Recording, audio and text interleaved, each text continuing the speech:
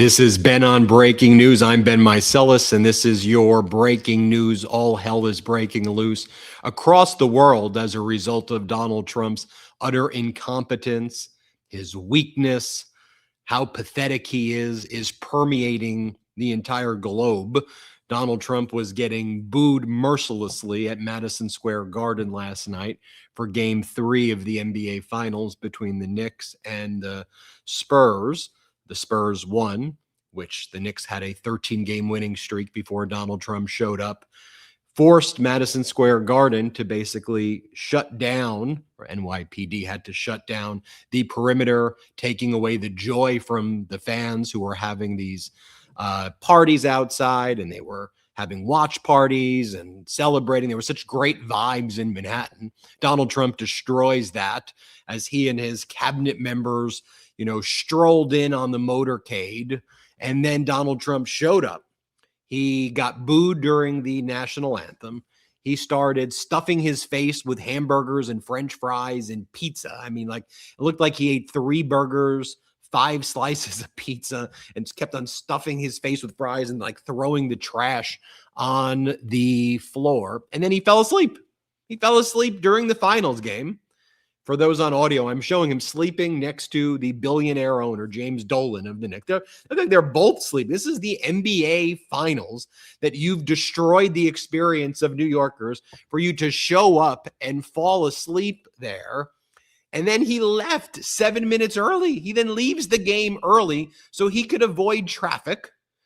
And while all of that was going on, a Apache helicopter was shot down over the Strait of Hormuz, or rather was hit by a Shahi drone belonging to Iran, because Iran's made it very clear. This is our area. These are our territorial waters. So if you're going to fly Apaches or you're going to fly any of your planes over the strait, which is now jointly controlled by Iran and Oman, it don't belong to you. You live thousands of miles away. So if you come here with your Apaches, we are going to respond. And that's what happened. And the Apache helicopter got hit with the Shahid drone. New York Times reported this last night. If you look at the sequencing of what went down, the Apache helicopter was shot down at right around the same time Donald Trump was leaving to go to Madison Square Garden. And the rescue was taking place essentially while he was there sleeping in Madison Square Garden, while he was stuffing his face with burgers and pizza and French fries. The rescue mission was taking place.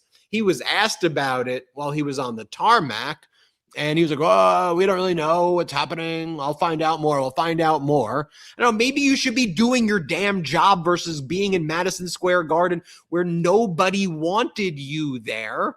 And maybe you should be focused on what's actually happening in the damn globe right now. How about we do that? Then he goes silent for most of the morning until about an hour ago or 2 hours ago.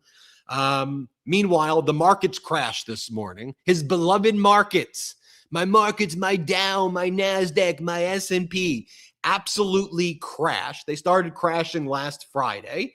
They started crashing again. One of the pieces of news now is because you can't do this shit forever. Excuse my language. You can't just have your Ponzi scheme go on and on. Eventually, the rubber meets the road.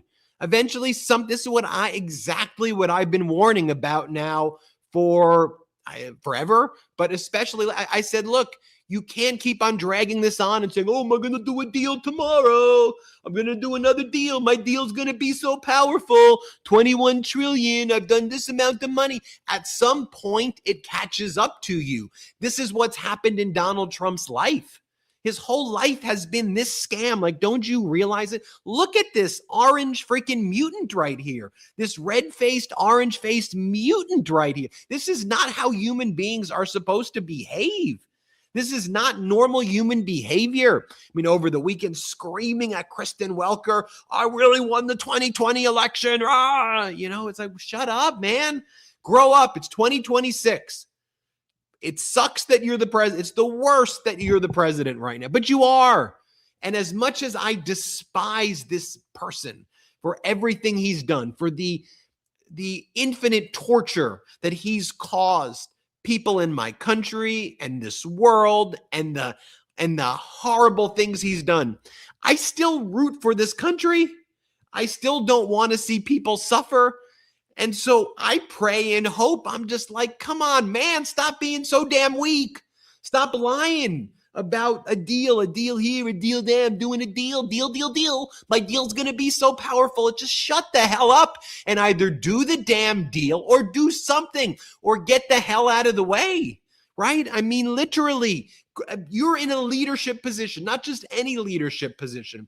You're in the most important leadership position in the country, in the world right now. That comes with august responsibility. You should be sacrificing because you're a public servant, but you have to make hard decisions. And we just see it's like, how did he bankrupt so many things? This is how he's bankrupted so many things. What the hell are you doing in the Strait of Hormuz? You're pretending that this blockade is going to crush Iran. You told us 60 days ago that Iran had 3 days left. 3 days left. You told everybody. And Wall Street Journal and New York Times and state regime media, they published your crap that Iran had 3 days left because you said they're suffering so much and their pipes, they just can't handle all of the oil pressure, and the oil pressure is going to cause an explosion, and Karg Island and Iran, it's going to blow up. We've got them right where we want them, and so we're going to make a deal, and our deal is going to be so strong and powerful. That didn't happen, and it didn't happen. I saw CNN did a report that was like, there have been 38 days in the 100 plus days of the war where he said a deal is going to happen in the next few days. Like, we're right there. We're right on the cusp. We've got the deal. It's right in our sight. Like, when you have no credibility in the world, when you have zero credibility and your words are no different than the trash that you discarded on the floor haphazardly at Madison Square Garden because you don't even know the way garbages work because you're garbage. And so you just throw shit on the floor. Your words don't mean anything. And how could the leader of this is where I say this isn't political. This isn't a Democrat, a Republican, I'm not being a liberal here, despite having lots of views that align with what people would be considering a liberal or a progressive person, because I believe in human rights and decency and compassion and lifting up marginalized communities, because I believe in those things. But what I'm saying right now should just be a freaking adult. You know, I've worked in law firms and I run a business and I deal with professionals in different circumstances every day. The way he behaves, his behavior is not normal. And we better be calling this out, that it is not normal human behavior, and stop normalizing this shit. Seriously, I don't know why anybody who has a platform on any type of news network isn't saying it this way, because this behavior is so abhorrent, not as a conservative or as a liberal, but as a human being. He's unhinged. He sleeps. He lies with every sound, utterance, word. Everything the guy says is a lie. And in the highest stake stuff, he lies about the highest stake stuff. And then he lies about the stupidest stuff. Oh, they applauded me. I would say it was overwhelming applause. Overwhelming applause. What are you talking about? You were booed out of New York, you delusional psycho. And you fell asleep at the event. Who falls asleep at the NBA Finals? And again, if you're falling asleep at the NBA Finals, if you're falling asleep on camera in front of the world, if you're behaving the way he behaved with Kristen Welker, knowing that that would be broadcast to the entire world, if this is your behavior and what we can see, what the hell do you think is going on behind the scenes right now? So of course Putin doesn't take him seriously. Of course Netanyahu doesn't take him seriously. Of course the Iranians don't say, how do we even negotiate with this? How do you even do a deal with a psycho whose face turns bright red when he thinks he won the 2020 election? How do you literally communicate with this individual? And we've seen reports now, and we don't need the reports to confirm it, There was a New York Times report and a CNN report that's like every time we're close to actually doing a deal, Donald Trump then changes it. They'll agree, okay, no enrichment for 10 years. 20 years. Okay, well, your team that you put out there, who are horrible humans, by the way, the Witkoffs and the Kushners and J.D. Vance and all these idiots, they nonetheless had a deal with Iran. If you don't want them to negotiate, then find people who can do this deal. But just come up with a deal, get the hell out of the Strait of Hormuz, let's get the ships out. You know what? You lost the damn war. Stop acting like you won, you psychopath. You lost to Iran because you're a pathetic loser. And you lost to Iran. You went in there because you're weak and cowardly and you wanted to cover up the damn Epstein files.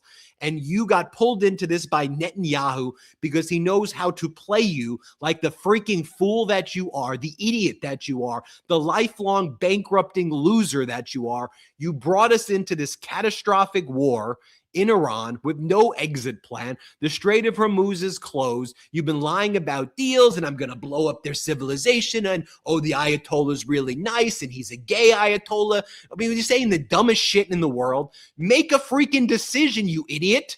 And I think I'm channeling the rage of Americans right here. Make a decision and stop the bullshit and act like a freaking grown-up or get the hell out of there.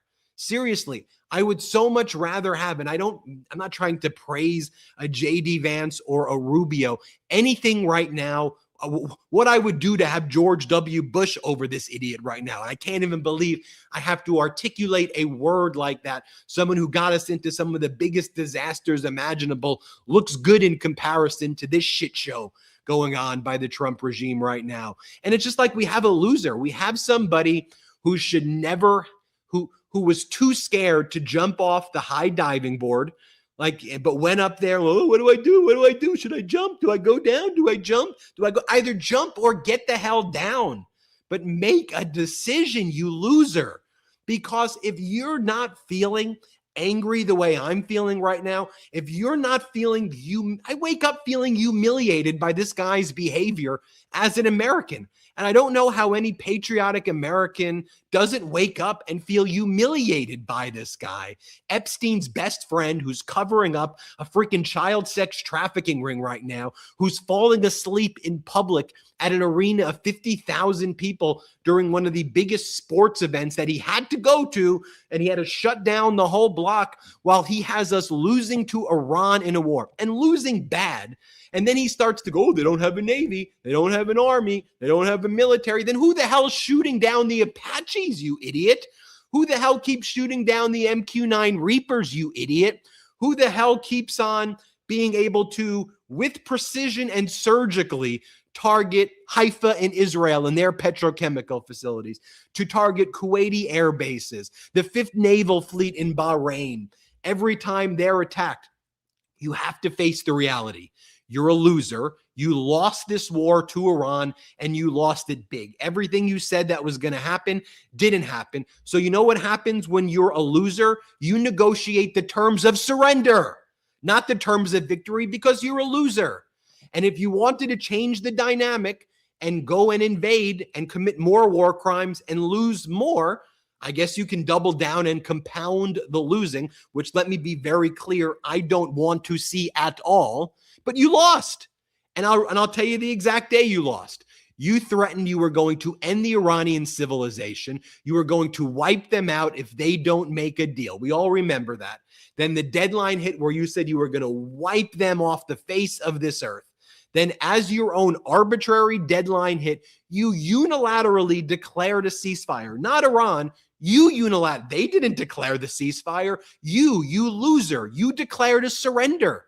Let's stop pretending it's anything other than that. You declared a surrender because you threatened you were going to destroy their civilization. When the president of the United States threatens mass genocide like that, while being complicit in a genocide, I might add, in Palestine and Lebanon, when you threaten that, though, and then you go, ceasefire, everybody, we've agreed, and then you, idiot, you reposted Foreign Minister Araghchi's terms. There's no ambiguity what the ceasefire framework was. You reposted Araghchi. He didn't repost you. So I can literally look at the post. I know what the framework was. And yes, it had peace in Lebanon, meaning Israel cannot attack Lebanon. The U.S. cannot attack Lebanon and Beirut. Look what I'm seeing today. What I'm seeing today is on the beautiful beaches of Tyre in Lebanon, a wealthy area in Lebanon also, with these crystal clear waters, this beautiful location where people just want to live in peace. Under the auspices of you're going after Hezbollah, we have Netanyahu blowing up buildings in the beautiful town or city of Tyre. You pronounce it Sur in Arabic. After attacking Daya in Beirut and after continuing to attack Beirut and southern Lebanon all of the time. As soon as you announce that ceasefire, Netanyahu's like, "Oh, we can't have that deal happen." So what did they start doing? The IDF started going further and further and further into Lebanon. Of course, if they're going to send their troops into Lebanon, Hezbollah is then going to attack them when they're in Lebanon. Everybody knew that was going to happen. Then each Hezbollah attack of Israel while the IDF is there is then used by Netanyahu to say, see, now Hezbollah is attacking us. So now we got to blow up buildings in Tyre and Beirut and all of these locations. And now Hezbollah has these FPV drones that we've seen used by Russia in Ukraine now, and Ukraine's using as well, these fiber optics that aren't able to be detected. So now you're seeing the death toll rise of IDF soldiers. So Netanyahu's whole proposition of staying in power and not being criminally prosecuted is basically no two-state solution. We basically have to exterminate Lebanon and Gaza. I mean, that's basically the position of Netanyahu and Smotrich and Ben Gvir. I defy you to tell me that's not what they literally go read what a Ben Gvir Smotrich statement is. There's no interest in a two-state solution or a workable solution. It's utter extermination and obliteration. That's the language that they use, the language of genocide, because that's what they're doing over there. And let's not mince our freaking words.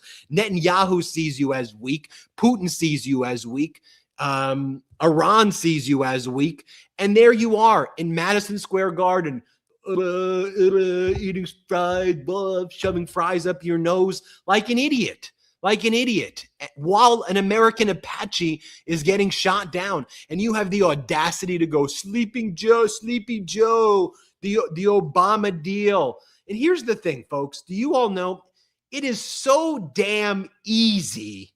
It is so damn easy to criticize a deal or to tear up something that involves compromise and negotiation. Doing the hard work is hard. And so anybody can Monday night quarterback or whatever the expression is and go, you know what? I don't like about the JCPOA that Obama had to unfreeze certain funds in exchange for this multilateral mechanism to ensure that Iran would not get nuclear material that Trump then pulled out from during the Trump term, which Iran said, okay, I guess we're going to have to enrich uranium, at that point. It's so easy to criticize any of the tough decisions that leaders have to make. I mean, even when we talk about the screw worms, right? In theory, investing hundreds of millions of dollars in screw worm prevention, if there's no screw worms, you may go, well, I guess you're wasting hundreds of millions of dollars detecting the screw worm. Or if Biden has to close down or slow cattle deliveries from Mexico or from certain South American countries where there may be screwworm, like there's a lot of screwworm in Argentina beef. So when you then import this freaking screwworm from Argentina beef, what do you think's going to happen? It's easy to criticize leaders who have to make tough decisions and have to level with you and have to explain to you, here's the problems. Here's how we're going to attack it. When you have an injury and you pull off the bandage and you see bloody and gory, that ain't pretty to see sometimes. But if you're going to fix it, that's what you have to do. That's what Biden did during Biden's first term. You have to rip the Band-Aid of Donald Trump's failed PPP program after mishandling, that's an understatement, after affirmatively basically promoting COVID. I think other presidents would have handled it much better, crashing everything. Biden had to fix it. Yes, there was inflation under Biden for the first 2 years and bad inflation. Where do you think that was coming from? Do you think it was coming from Biden, or do you think it was coming from the fact that Donald Trump put America into more debt than ever before, that he completely mishandled COVID, that you had all of these transport and shipping that basically came to a halt. So then once market started reopening, it had a shock, and the shock had to comprehend all of the failures, which is basically like opening up the wound and then having to stitch it back together. Biden stitched it together, handed this guy what was called a Goldilocks economy, just right. What Wall Street Journal and the Financial Times and The Economist called the envy of the world. Trump had to do literally nothing. He could have played golf, talked about the UFC, and he could have spiked the football and pretended to be a genius. And it would have been disheartening to see him be celebrated for Biden's accomplishments. But no, this asshole has to go in, tariff the whole damn world when we all know the repercussions of it, cover up the freaking pedo ring, cover up the Epstein files, then compound matters by getting into a catastrophic war in Iran because he got overconfident after taking over Venezuela by just allowing an extension of the Maduro regime to stay in power. Then you get into this catastrophic, never-ending situation in Iran, which frankly, let's be very clear, this ain't ending in Donald Trump's term. Could we just be real about it? You know what's going to happen? Things are going to get worse, and they're going to get much worse.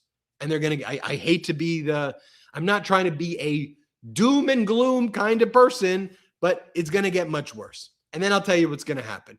Some Democrats going to win the president. And it's going to be a wipeout because by the time this regime reaches its natural conclusion, you're going to see, as I've always thought, some of the biggest massive post-Putin kind of Europe awakening style protests in the United States. Okay.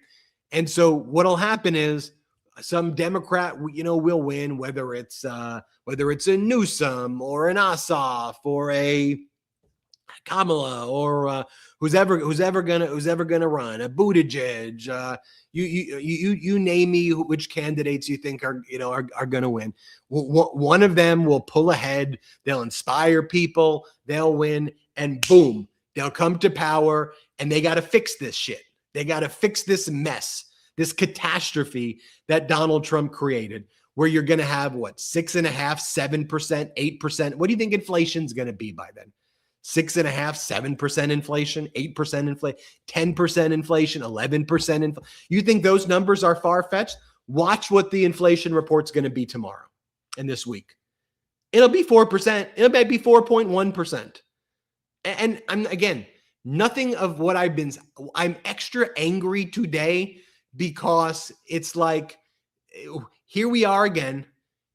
It feels like, and it's a little bit different than COVID because you don't have, the COVID related deaths, if you will, at that scale every day. But it's like that. I mean, it's like that vibe from June and July at the height of COVID when America was this dystopian shithole caused by Donald Trump, and that he just destroyed everything. And that, you want to know why the voting numbers were so big in 2020? Because of this, because people are enraged at what you do and how, with the right-wing trillion-dollar media apparatus, America could get duped into doing the remix of it. It's crazy to me. You wanted this again? Like, you all realized there was a better way to go than this. And from a nonpartisan perspective, there was a much better way to go than this. And I say, look, where we would be right now if Kamala Harris was president, and all these right-wing people would be like, oh, we'd be very careful. She's going to get us into another war. Like, they would be doing all of this stuff. If she did a fraction of what we saw right now, a fraction of a fraction, she would be impeached and arrested. This stuff that this guy does every damn day is absolutely unforgivable. But I'll say this, if Nikki Haley was president, It would, I'm not, be very clear, okay? Horrible, weak, pathetic, the way she bowed down to Donald Trump and all. But I'm just being blunt. If she was in office, she would have a significantly better temperament than this psycho.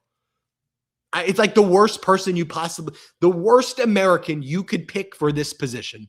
And I truly mean that. I think if you went through every American that's alive, the worst one, how many people live in America? 370 million, whatever the number.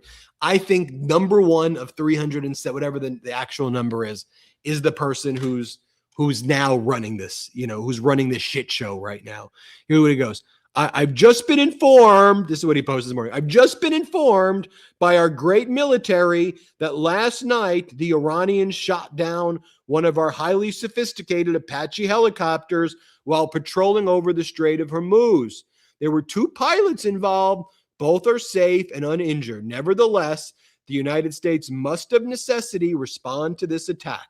Thank you for your attention to this matter, Donald J. Trump. And now you have some papers saying that Donald Trump is going to be responding right now with kind of a massive strike against Iran. And then there are other sources where Trump tells the Wall Street Journal that it's not a big deal. In a phone call with the Wall Street Journal, Trump said the blockade, it's making Iran very poor. We'll keep it in place.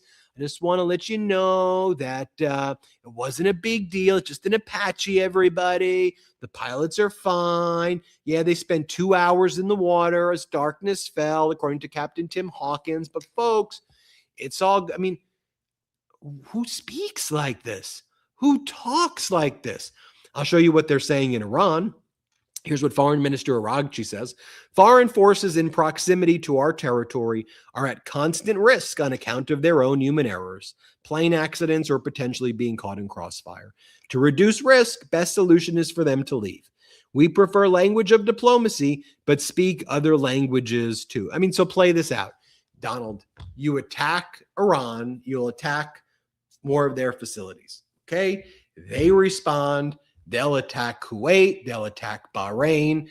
They'll do a 1.5 to 2x what you do. So then you attack, and now they attack, and then Israel attacks. And here you are again. Here you are again. The markets will continue to plummet.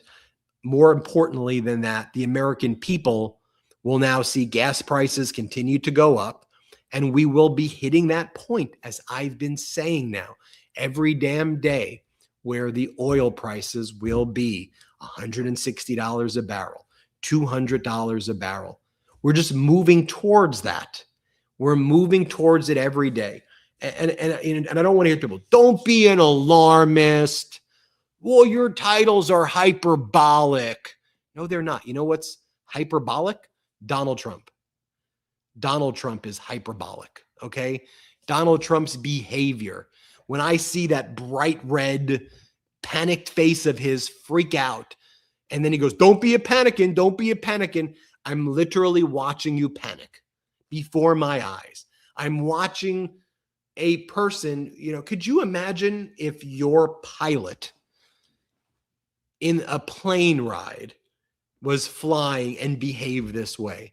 Do you hit a little bit of turbulence? Oh, it's going to be okay, everybody. Don't worry. I'm just going to move to the left. It's like, what are we doing here? What are we doing here? Every day, every damn day with this loser. And then you have the MAGA Republicans like, why would we pass a war powers resolution? He's doing very powerful and very strong negotiations. No, he's not. What do you mean he's doing very powerful and very strong negotiations? What the hell is this guy even doing? The hell is he doing? He behaves like a buffoon. He behaves like an idiot every day. I just don't get why we can't all acknowledge that. And the whole world is ablaze. And it doesn't actually have to be this way. Like, it legitimately does not have to be this way. That's the thing. And instead, you want to attack former President Biden because he was old? Because he stuttered a little bit? For our country, that frankly put Biden through that. I don't want to be like, we deserve it because the suffering that people are facing right now in this country is such that I want to make light of it. Like no one deserves the pain that most Americans are. No one deserves it. So, but you get what I mean, right? It's like you had somebody there. If you were a religious person, there's a guy in Biden who attended church regularly, who was actually a quietly religious guy. And be clear, I don't care if you're religious or not religious, right? I want you to be a good person. But my point is, like, you got someone who was like a God-fearing Catholic who would show up, who would visit his son at the cemetery, who had showed up at church quietly, didn't use religion as a propaganda tool. So you had that. You had somebody who was caring and compassionate, who was like loving and would show empathy and emotion, and you mock that. You had somebody who was making strategic moves about semiconductors and chips that led to the semiconductor boom, which Trump just threw in the trash. Where do you think the semiconductor boom came? Maybe the CHIPS Act. Maybe the rise in the chips that we've seen that Trump just crashed is because of the CHIPS Act. Maybe there was a thing. And maybe just like inflation in the negative way, maybe in the positive way, the light switch doesn't just go on overnight. So it doesn't happen overnight. Maybe it takes successive quarters for the gains to show up, which is what was happening under Biden. But as the gains were showing up, people are like, yeah, but he's sleepy. What was sleepy about him? He's old? Yeah, but he had a bad debate. Okay. If you watch Donald Trump at that same debate, arguably Trump was just as bad, but he's graded on some different scale, which is if he breathes, A+. Biden did horribly. Let's not act like Biden had a good debate, but like they both did horribly. So on that basis, we torch the country.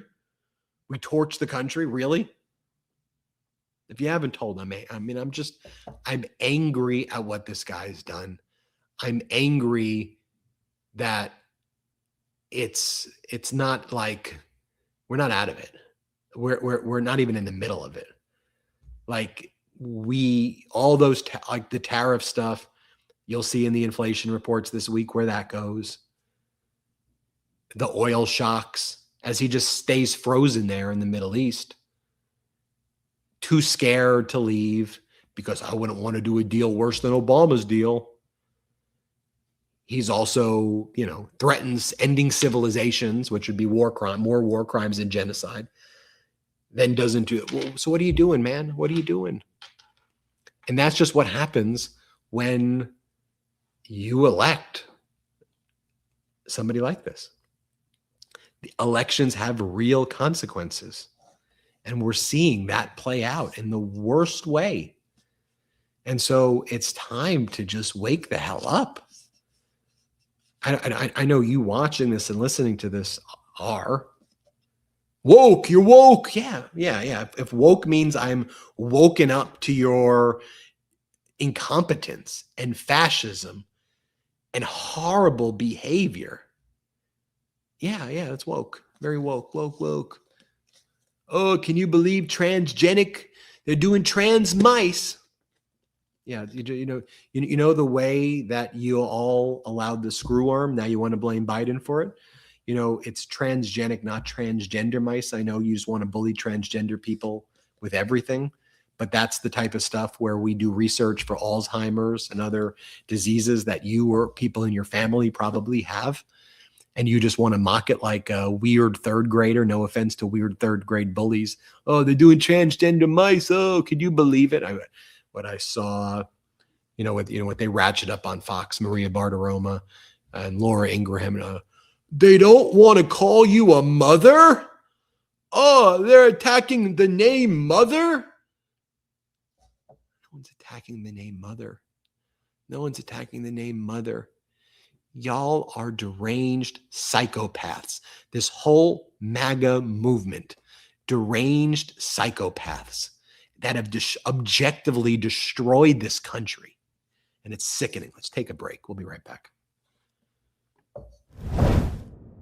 I never thought a pillowcase could make much of a difference in my life, but after trying Blissy, I totally get the hype. Blissy's pillowcases are made from the highest quality silk, 22 Mommy 6A grade, 100% pure mulberry silk. Unlike cotton or even satin, silk is naturally cooling, breathable, and much gentler on your skin and hair. I noticed less bedhead, less frizz, and fewer sleep creases pretty quickly. What I also love is that it's dermatologist tested and recommended, hypoallergenic, and fully machine washable. Plus, Blissy has over 100 colors and designs, including new Wicked and Harry Potter collections, so there's something for everyone. It's no surprise they've sold over 3 million pillowcases and have been featured in Vogue, Oprah Daily, and Good Morning America. They also make matching sleep masks, bonnets, and crease-preventing scrunchies, which make great gifts, by the way.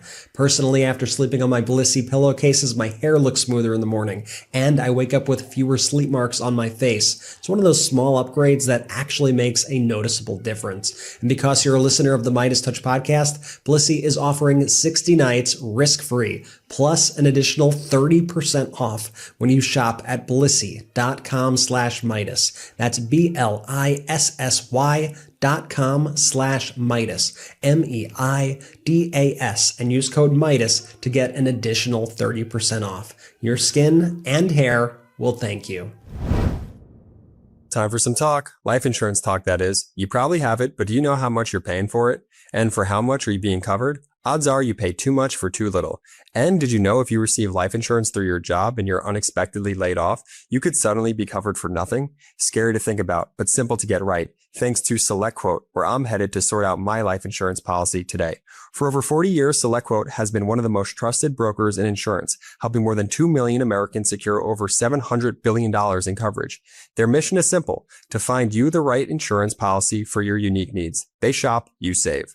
Unlike other one-size-fits-all life insurance companies, SelectQuote's licensed agents work for you. In as little as 15 minutes, they'll compare policies from top-rated carriers to find you the best fit for your health and your budget. And they work for you for free. No medical exam, no problem. They partner with providers offering same-day coverage up to $2 million without needing you to visit your doctor. Have high blood pressure, diabetes, or heart disease? SelectQuote has partners with policies designed for many pre-existing health conditions, so you get the protection you deserve. Head to SelectQuote.com and a licensed insurance agent will call you right away with the right policy for your life and your budget. Life insurance is never cheaper than it is today. SelectQuote, they shop, you save. Get the right life insurance for you for less and save more than 50% at SelectQuote.com/Meidas. Save more than 50% on term life insurance at SelectQuote.com/Meidas today to get started. That's SelectQuote.com/Meidas. Listen, when we started MeidasTouch, there were plenty of moments when we wondered if we were doing everything right. What if nobody listened? What if we spent all this time building something and it never took off? Starting something new is exciting, but it could also be intimidating. That's why having the right tools matters, and for millions of businesses, that's Shopify. Shopify is the commerce platform behind millions of businesses around the world, including the MeidasTouch merch store, and 10% of all e-commerce in the United States, helping everyone from major brands to entrepreneurs just getting started. With hundreds of ready-to-use templates, Shopify makes it easy to build a beautiful online store that matches your brand. It's also packed with AI tools that can help you write headlines and even enhance product photography. Plus, Shopify helps you get the word out with easy-to-run email and social media campaigns, and gives you access to award-winning 24/7 customer support whenever you need it. You can manage inventory, payments, analytics, and more all in one place. It's time to turn those what-ifs into with Shopify today. Sign up for your $1 per month trial today at Shopify.com/Meidas. That's Shopify.com/Meidas. Go to Shopify.com/Meidas, MEIDAS. Welcome back, everybody, to Ben on Breaking News. I'm Ben Meiselas. Breaking news, and I think breaking heads on this episode. Yeah, no, I was reflecting in that first half, and I'll calm it down on the second half a little bit. But I was, when I do these lives, I don't want to hold back, how I feel. And I think how you feel. Right. So I want to channel that. I want to channel that because, we're in this together. And, I see every day. You tell me. I mean, I get your messages every day. Before I sign on, I get your messages. And so I pay attention to what you're experiencing, what so many people I know are experiencing. And I just see the hurt out there. And again, this isn't a Democrat, or it's not like a Democrat, Republican, independent thing. Like, there's a better way than what we have now. And, here's the thing too, like, you look at Mayor Mamdani's leadership in New York City, for all the fear mongering about this guy and for all the whatever, and you see how he's leading. And I think to myself, imagine like if we had someone like that running the country, who was every day out there empathizing with people, looking in people in the eyes. Like, if we had like an administration instead of a regime that could, like, I don't know, go give a speech on the commemoration of D-Day and not like insult our allies. Like, how do you screw up a D-Day commemoration and attack European countries and compare European countries to a Nazi invasion of Europe, and saying that European countries are allowing invasions like the Nazis of immigrants? How do you screw that up? All you have to do is say to our allies, we appreciate your support and your sacrifice, and we know the United States of America and our greatness is made possible because of great friends like you. And as we commemorate this date, a day when allies came together on the beaches of Normandy and other beaches nearby and made the ultimate sacrifice for democracy against fascism, it is so important to reflect and remember that sacrifice and honor it and do it justice. I mean, how hard? I didn't even know I was going to talk about that. I mean, that's what you say, because that's what normal people say in a situation like that. You don't go, the globalists are invading your beaches with globalism. Dude, shut up. What are you talking about? Just be normal. Just behave like a normal human being. And then these people have the audacity to be like, liberals are weirdos. They're behaving so strange. It's like, dude, shut up, man. Just shut up. I mean, do you see what you look like? Do you see how you talk every damn day? Do you see the way you obsess over penises and vaginas like all of the time? Like the penis police over there. What are you expecting? Penis? What are you doing? Gives a shit. Just let people live. But worry about you. I know a lot of these Republicans are probably obsessed about this stuff because of things that they struggle in their own minds to come to terms with about themselves, maybe. But what do we? I mean, did you see they call in a witness today? Alveda King. This is a real. Jim Jordan calls a witness to testify on Capitol Hill today. Who says this? Let's play it. SPLC is using. Okay, but my question is about the one proposed by Todd Blanche. It's a yes or no? I will not answer on it. Okay. I think Mr. they Banger, need to stop killing the babies and cutting the penises off. And so any slush fund is I have limited time. We can money in that is the problem. Mr. Banger. That was a witness that the MAGA Republicans had a hearing today about the Southern Poverty Law Center. That's where their focus is on right now. Attacking the Southern Poverty Law Center.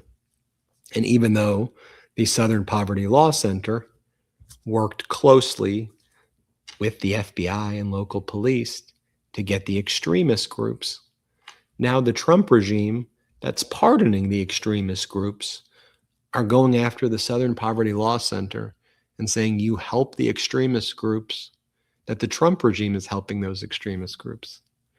And so they did a hearing on that. And somehow the MAGA witness started talking about penises, cutting off babies' penises. I mean, you can't make this stuff up. You can't make this stuff up. Do we have the video of James Comer, who heads the House Oversight Committee on Epstein? And so you have James Comer, who's asked a pretty basic question. Okay? Pam Bondi was supposed to testify under oath. She didn't. She refused to even take an oath. She was not on video. And then she had the audacity, with the DOJ lawyer sitting right next to her, to make the following stipulations. She's not going to answer anything before 2025. That's off limits. I'm only going to testify beginning when I was the AG, February 2025. Okay. So let's ask you questions, Pam Bondi, about your communications with Donald Trump. Did he ask you to cover up the files?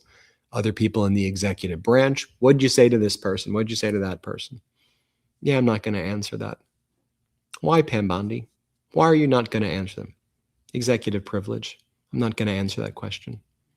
Okay. So you're not going to answer anything before February 2025 because you say that's outside the scope.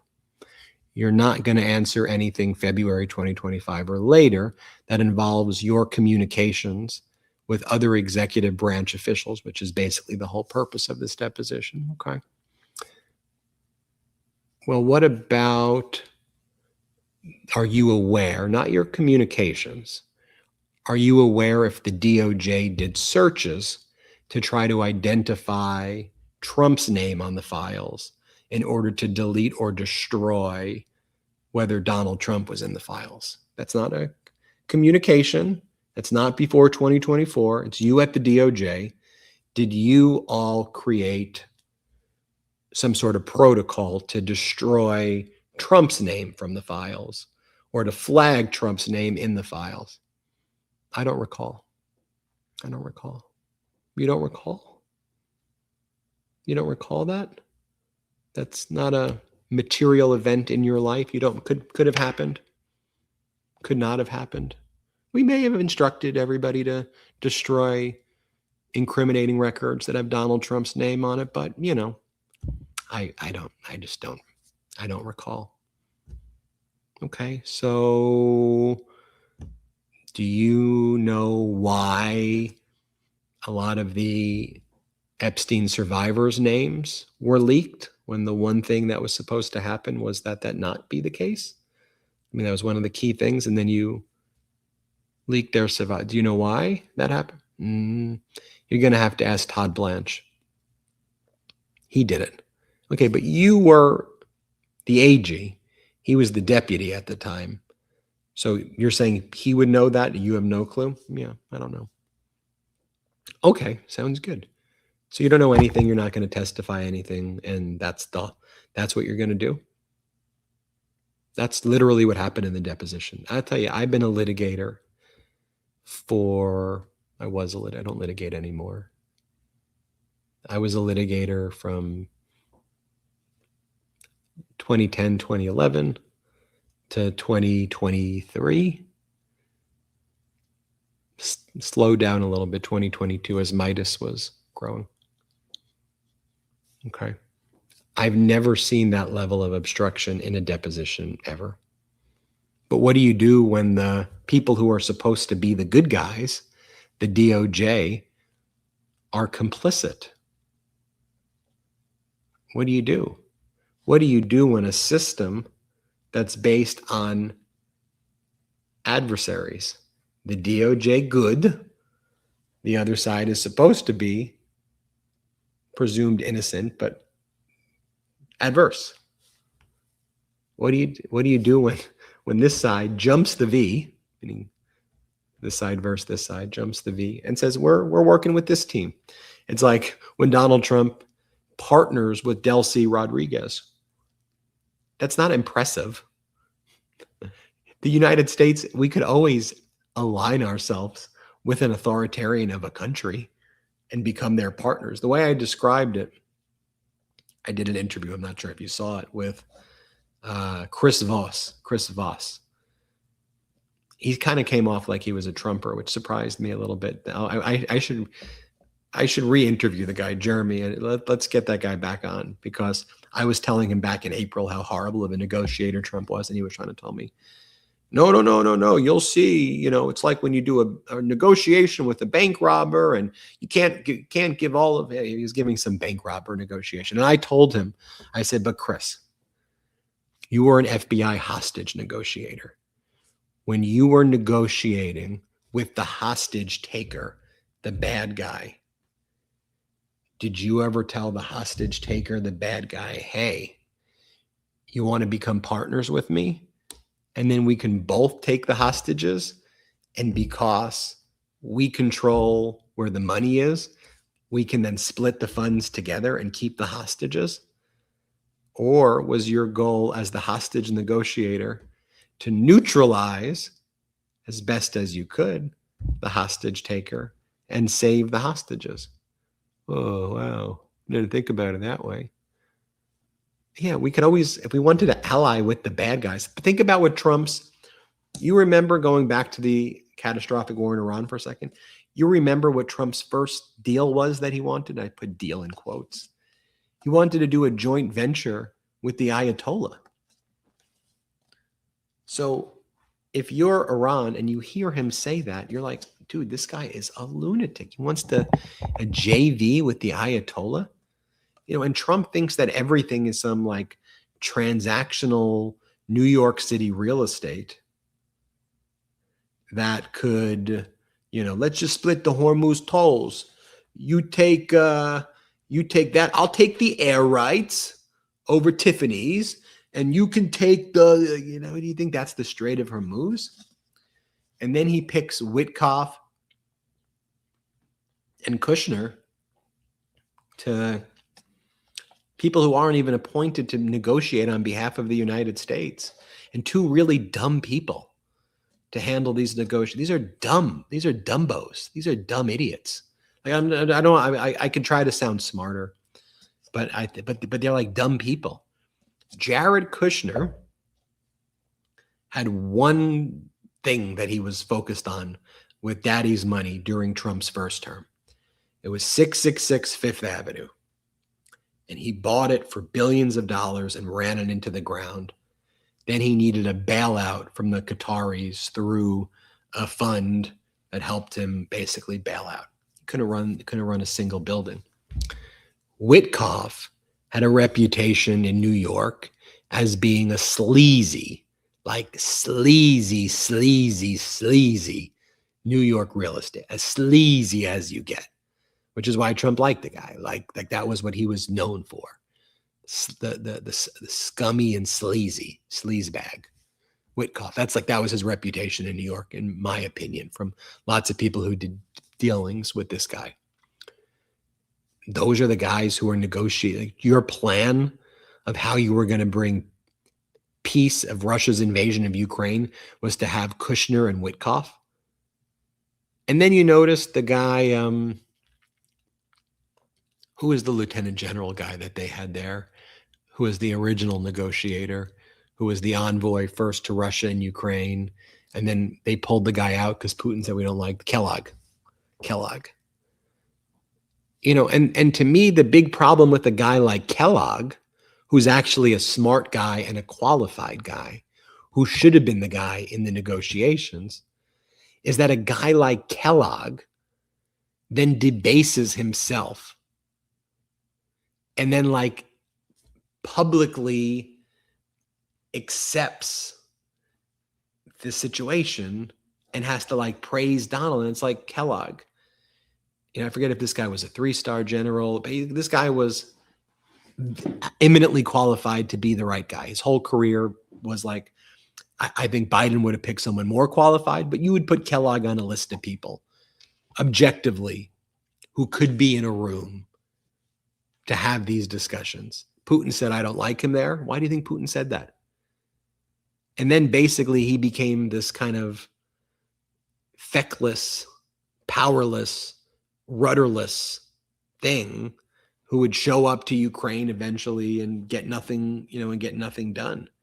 But now you have Kushner and Witkoff, who were in Pakistan handling the negotiation, didn't even know anything about nuclear weapons. I mean, like, did you see the reporting from last week? They had to go to like nuclear weapons school. They had to go to like a facility and meet with nuclear scientists to learn about nuclear dilution. Like, they had to learn about it last week for the first time. And it's like, what is this? It's like what's the guy's name? It's like a Jackie Chan, Chris Tucker movie. Like, is this like an Arnold Schwarzenegger, Danny DeVito movie? Right? Is this what are we doing here? And what happens when two zany guys have to negotiate a peace deal with Iran and don't know a thing about nuclear weapons? They go to nuclear schools like Billy Madison. No, it's shampoo that's better. No, it's conditioner that's better. Oh, is that like, that's like what our country's reduced to. It's like Billy Madison going through grades and has to like learn, no penguin. No, I mean, that's Kushner and Wickoff. But this is real life. And I make light of it just because it's a coping mechanism to deal with the sheer rage that I feel about these idiots sometimes, just the gallows humor of it all, I suppose. But it's like, they're going to I have a wild idea.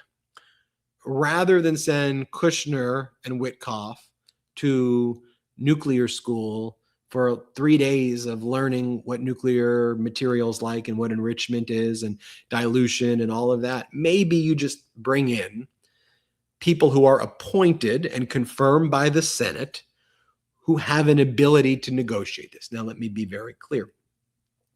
Marco Rubio, I think, is one of the worst human beings imaginable right now. I think he's horrible.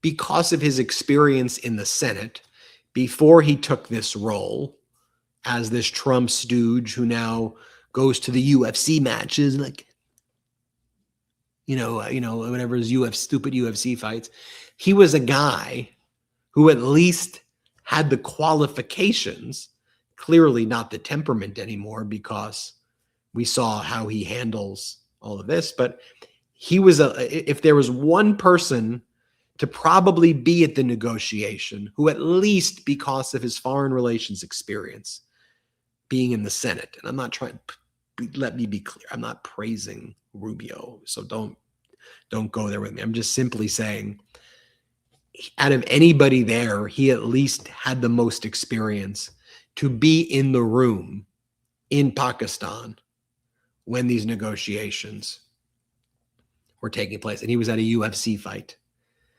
And then he said that he was technically there by being in the UFC fight during the Senate hearing. You're supposed to be the chief negotiator. You're supposed to be the State Department head. You're the Secretary of State. It's quite literally what your job is, right? So we have JD. This is what JD Vance said earlier. Let's play this clip. You say very close. How soon? Could the deal happen before the midterm elections? Oh, absolutely. No, I think we're going to know a lot before the midterm elections. Look, I think that the deal could happen in the next week, but the deal could also happen months from now. It could happen tomorrow. Might also happen never. That's the thing. And again, have you ever heard people talk so much about the word deal? Deal, deal, deal, deal. I'm going to do a deal. You like this deal? I made a deal. I did this deal. Dude, either just do the deal or shut the F up. Seriously, enough talking about a deal. I'm a good deal maker. I've met in my life good negotiators and actual deal makers.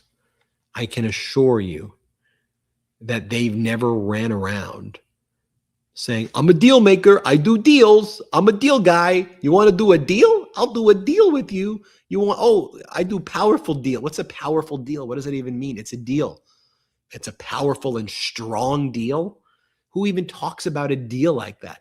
A deal, a negotiation, is a good faith bargaining where each side tries to find common ground. That is the very essence of a negotiation.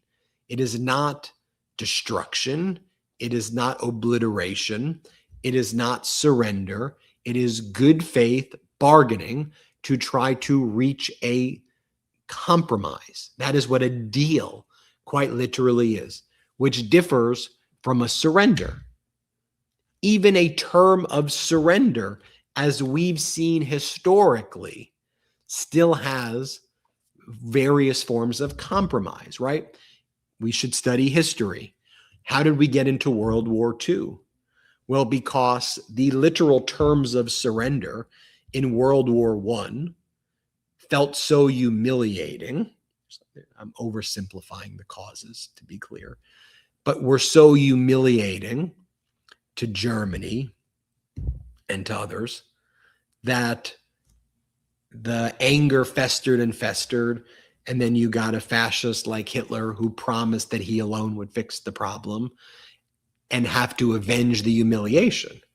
So post World War II, we recognized perhaps in a surrender negotiation, surrender involving Germany, Italy, Japan, and others, that we develop a compromise that actually allows dignity in defeat so that we can support a post-World War II structure that avoids World War III. So that was the thinking. Even in a surrender negotiation, the post-World War II negotiating framework was one still of dignity for Germany, Italy, Japan, and the losing sides of the war. So fast forward. And again, I'm oversimplifying, but I think the point is appropriate. Trump's view of the negotiations with Iran are not negotiations. Trump's perspective is total annihilation and total surrender, perhaps even worse than a World War I post-Germany defeat treaty for Iran. And America did not win the war against Iran. Iran's perspective is, if you want to, you read the statements, like read what Aragchi says, read what Ghalibaf says. Here, pull up do we have Ghalibaf's statement? Pull up what Ghalibaf is saying. That's why we need to be culturally sensitive to what other people are saying. We prefer the language of diplomacy, but we speak other languages far more fluently. Break your commitments and we'll switch to what we speak best. You ride the horse you saddled. Okay? By the way, he's a PhD. He is a accomplished person in Iran who's been rising through the ranks, who is at that position not by happenstance, and he is kind of a quantitative, qualitative intellectual. And you might go, oh, Ben, you're praising. I'm just telling you what it is. I'm just explaining to you guys that objectively, he is a very intelligent and deeply deep thinker who does a lot of planning and doesn't act arbitrarily and capriciously and picks his words carefully. That isn't me praising him or the regime. I'm just letting you know we have to understand this. Similarly, Foreign Minister Aragchi, in his post today also was very similar, echoing the same language about speaking the language of diplomacy, but speaking the language of war more fluently, if that's really where you want to go. And so what Iran is saying and signaling is look, we're not afraid of you. If you want to invade and attack us, if you think that the path to a better deal is a path of escalating the war, Iran is saying, do it.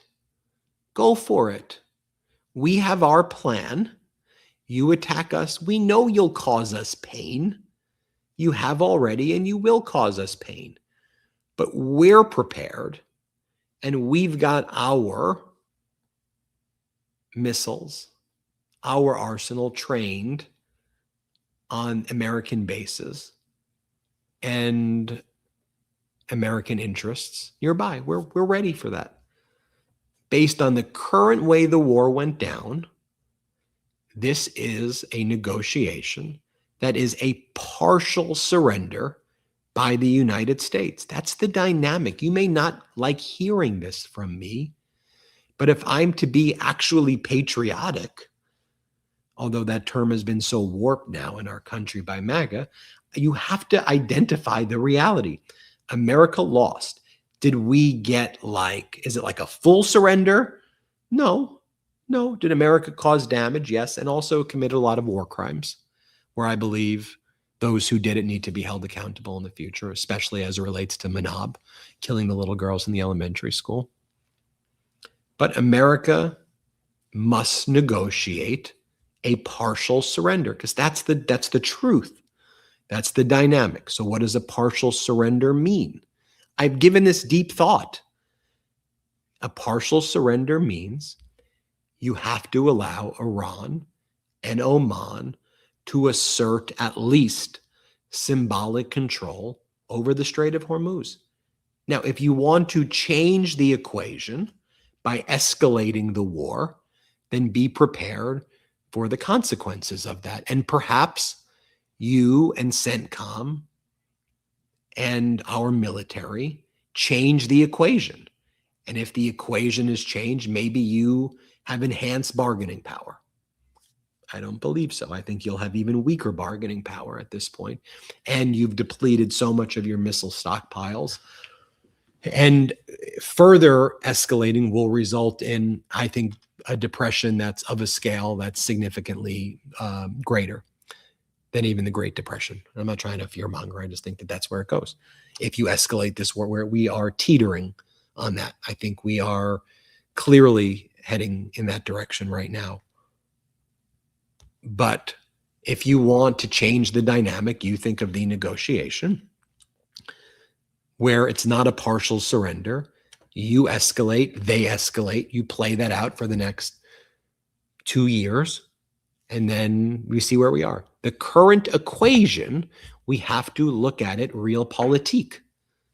The current equation is Iran partially won. The United States partially lost. It's a partial surrender, not a complete surrender. A surrender, though. So that needs to be negotiated. So what has to happen? Iran gets to control the Strait of Hormuz. I think there's a way to structure it, though, where they symbolically control it. And I think they and Oman, rather than us attacking Oman, because Oman's an ally or a neutral party, I think you create a structure where Oman and Iran technically control this thing. There is some sort of environmental duty or tax that has to get paid. It's not daily tolls, but it is some sort of payment, which can be done in terms of unfreezing funds to Iran. That can be framed as an investment in the Strait of Hormuz, environmental impact. Frame it that way if you want to save face a little bit. Okay, I think you frame it that way. I think you invite other Middle East countries to have some stake in this architecture. It's tough because UAE has kind of fully aligned with US and Israel, and so Iran's very suspicious of them. Saudi Arabia, Turkey have more of a neutral-ish position. So maybe you don't include the UAE in this for now, which will piss the UAE off, especially after all their quid pro quo deals with Trump and Kushner. They thought they were paying for things that they're not getting right now. So there's that. That's what happens when you violate emolument clauses and you put your personal worth ahead of the country's, which we're seeing. But I think as part of this deal and dynamic, maybe you bring in Turkey, maybe you bring in Saudi Arabia, maybe you bring in Bahrain. Tough to do Bahrain also because they're Abraham Accords, but you bring them into this board. That could be the new Strait of Hormuz board. Okay. And then you unfreeze the funds for Iran. We have the Strait of Hormuz open. Now, concurrently, we go to our allies, former allies who we've dissed and insulted, but then we go to UK and France who have been working on this. They've got a 40 plus, 50 plus country coalition that's ready to do post-war minesweeping and post-war recovery. So what you do is you say, okay, look, you can symbolically control the Strait of Hormuz. We're going to invite in other countries. We could have rotating leadership to empower sovereignty within Arab nations so that they all have a piece of it, because there's other countries that border the Persian Gulf also, right? So it can't just be, yes, you two control the strait, but let's invite other Arab nations into this. Then separately, let's have our coalition go outside. So if the Strait of Hormuz is closed again, now we have a coalition and we have multilateral support for this. Even Obama in the JCPOA had to bring in China and Russia. It's tough given Russia and Ukraine's dynamic, the Russia invasion of Ukraine, but you have to bring in China to help be a guarantor of this as well. And to me, that's, you know, the Islamic Republic remains in power, obviously. I would start doing symbolic things to show a little bit more good faith with Iranian soccer, football. Help some more Iranian football people get here before the first game. I'd make moves there, just symbolic goodwill stuff, and open the strait and try to build, like, you know, okay, you're like, well, Ben, Netanyahu's never going to allow that. I hear you. So we got to deal with that, but you have to tell him no. You have to tell him you're going to go it alone. We're not supportive of this. You got to get out of Lebanon. Yeah, you can't do it. And then if they do that and Hezbollah continues to attack, or Hamas and whatever, I mean, then you can say, hey, look, they're not in Lebanon, they're there, and we can start establishing this, you know, a structure again. So that's that to me, the only way a deal, and I've been thinking about this, as you can probably tell from, but that's what a deal looks like. That's how it has to happen. There's no other path. Other than that, then you escalate it and you try to negotiate after you escalate it, which I don't want to see. But then Iran escalates it, and they have weapons, they have a navy, they have soldiers, they have people to do it. So they're gonna strike back. But that's the equation now. And the problem is, and I'll just go back to where we started.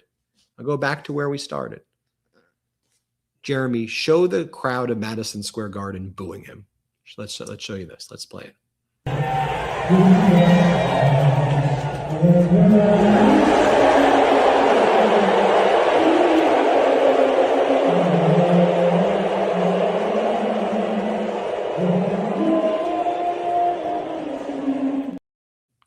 Okay, now show Donald Trump on the tarmac saying that he received applause and that he was like loved and that he got lots of applause there. Let's play that clip. If we've got that one on the tarmac. I think we got it, Jeremy. Just take a look. Oh, we don't have that one. Take my word for it. He did. I'm pretty sure it's in the stack though, Jeremy. But you see, he said, I wasn't booed. It was great. Things are amazing. They love me. So when you don't understand the equation and you create your false realities that aren't the shared reality, and you live constantly in this perpetual fraud, this is what we see. This is what we see. And now America is just a Trump Ponzi scheme company. That's what America, like, and that's what made me really upset, when I was starting the show today, and I was just like,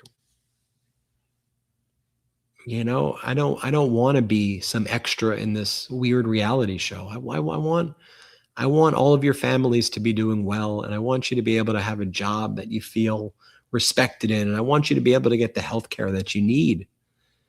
And like, it really, it literally causes me pain to see what you're going through, and don't worry about me, just to see what you're experiencing, and to hear your stories, and I wish I could do more. I mean, I'm so proud of Katie Fang, suing the Trump regime. She's a host on Meidas to get the Epstein files. I try to do everything I can every day to put it out there, just every day in this moment. But like, I literally, I show up for the show, and I'm like, okay, I gotta go live, and I objectively, I can't hide how I feel. I'm objectively get sad and upset at the pain he's causing you. And I wish I could just do more. I really do. This is what I can do. I'll create this network and just chop wood every day. Pop, pop, pop. Keep putting these videos out, keep building the network, and keep it going. Just keep getting out the truth every single damn day with you.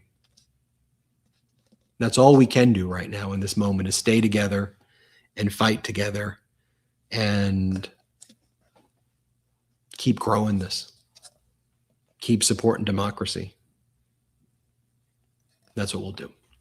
Hit subscribe. Let's get to 7 million subscribers. I appreciate you all. Thanks for watching, and we'll see you next time. Want to stay plugged in? Become a subscriber to our Substack at MeidasPlus.com. You'll get daily recaps from Ron Filipkowski, ad-free episodes of our podcast, and more exclusive content only available at MeidasPlus.com.